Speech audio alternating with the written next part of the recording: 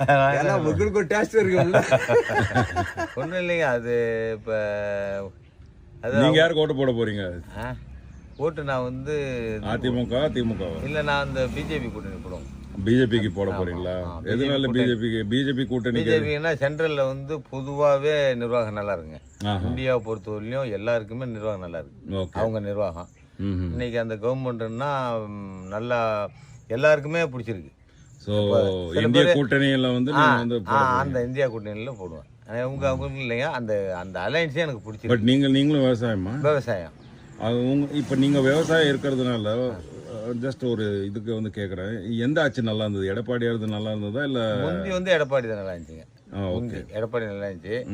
இப்போ வந்து அந்த அளவுக்கு இப்போ அந்த ஆட்சி நல்லா இருந்துச்சுன்னு வச்சுட்டு இந்த வாட்டி ஓட்டு போட போறீங்களா, இல்லை நீங்கள் வந்து மோதியை பார்த்து ஓட்டு போட்டுக்கிட்டு? மோடி அலையன்ஸை வச்சு தான் ஓட்டு போடுவோம். மோடி அலையன்ஸ் வச்சு தான். நான் வந்து எடப்பாடினால கொஞ்சம் சௌகரியம் அடைஞ்சிருக்கேன். ஓகே, இது அடைஞ்சிருக்கேன். ஓகே. பொதுவாக மக்களுக்கு சுபிச்சமான ஒரு கவர்மெண்ட்டுன்னா அது மோடி ஆட்சி தாங்க. மோடி ஆட்சி அது ஒன்று நம்ம இந்தியா லெவலில் இல்லை, வேர்ல்டு லெவலில் அப்படி இருக்கு.